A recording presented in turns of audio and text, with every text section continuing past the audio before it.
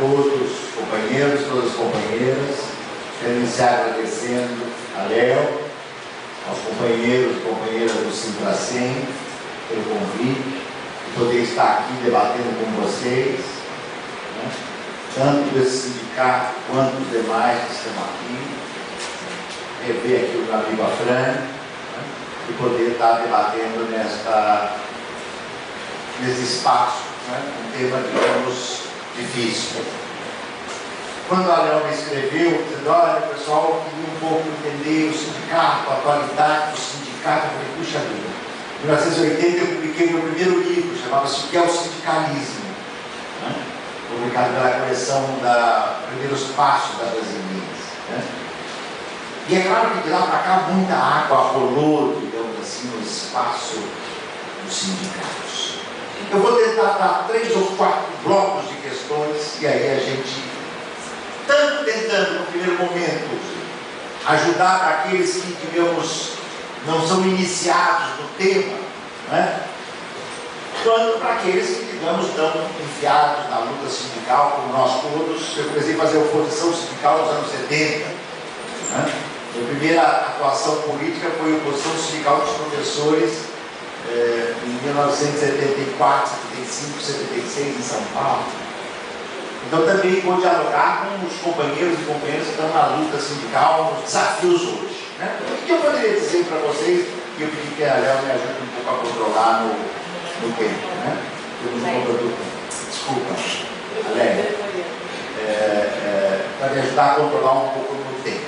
Bom, você sabe que é um vício antigo meu, eu falo tanto que meus filhos, eu tenho isso da minha mãe, né? O Ricardo virava Fernando, o Fernando virava mesmo, mas enfim. Então, se eu cometer uma rosa dessa, você me ajuda a não fazer, né? Por sorte, a memória funciona bem quando se trata do meu tema de trabalho, senão estava aniquilado. Se eu tivesse com o meu tema de trabalho desde as lacunas que eu tenho com os nomes. Muito bem, poderia talvez começar dizendo uma primeira ideia. Há 20 anos atrás, muitos sociólogos do trabalho, militantes de esquerda, tentaram nos convencer que a crise que nós estávamos vivenciando tornava o sindicato irrelevante. Vários sociólogos do trabalho chegaram a dizer que os sindicatos estariam vivendo uma crise terminal e que os sindicatos não teriam mais espaço, tendo em vista a perda da importância do trabalho, etc, etc, etc. Naturalmente eu nunca concordei com essas teses. Por quê? Em primeiro lugar, por um motivo que eu tenho que recorrer à história para compreender. Eu vou ter que ser muito breve, Lélia, porque só esse tema não daria para ir longe, mas só para dar uma nota. Os sindicatos nasceram na Inglaterra, na transição do século XVIII para o século XIX, como a primeira forma de organização coletiva dos trabalhadores e das trabalhadoras para lutar contra a exploração do trabalho. Tem um belíssimo livro do Engels, A Formação da Classe Trabalhadora na Inglaterra, que na coleção do Cordeiro com a editora Boitempo foi publicada 2 anos atrás, uma edição lindíssima, muito bem cuidada.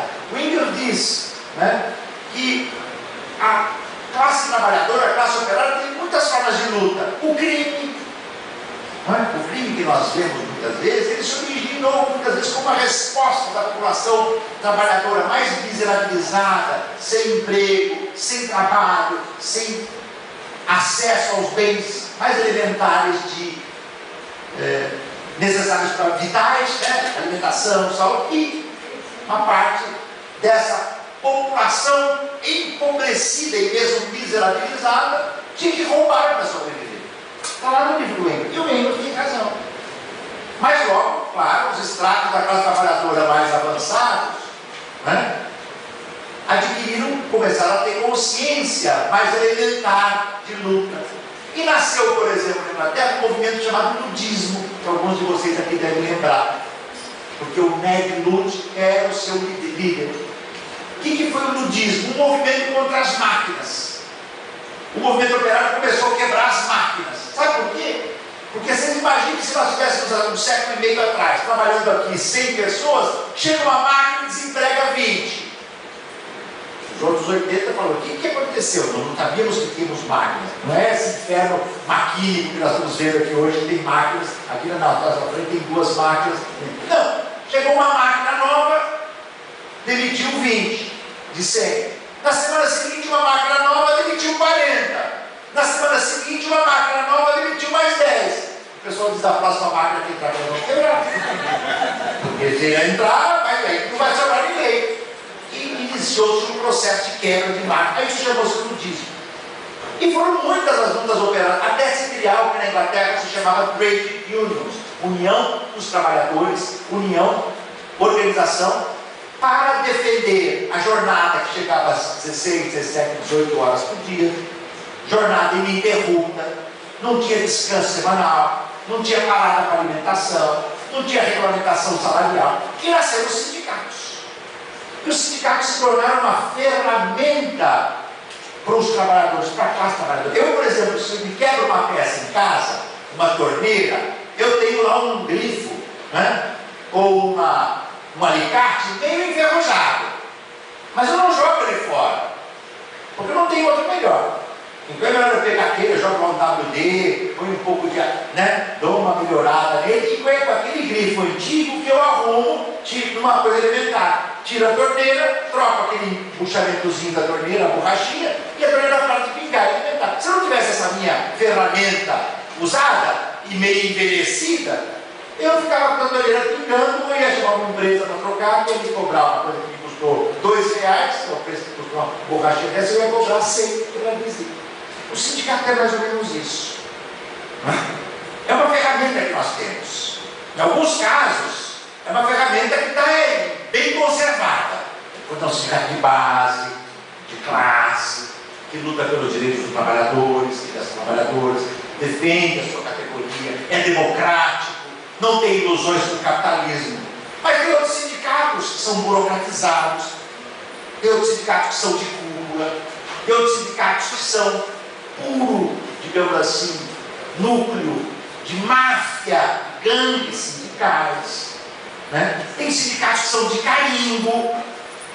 Criar um sindicato pode significar que meia dúzia se enriquece, porque você não precisa ter base para sustentar o sindicato, basta você dar um imposto sindical. Eu vou falar disso depois no Brasil. Então o sindicato é para nós importante na medida em que ele é uma ferramenta dos trabalhadores e das trabalhadoras para a defesa dos seus interesses. Mas essa ferramenta também muda com o tempo. A ferramenta que eu tinha há 30 anos atrás, eu tive que trocar. Tá certo? Uma ferramenta posterior.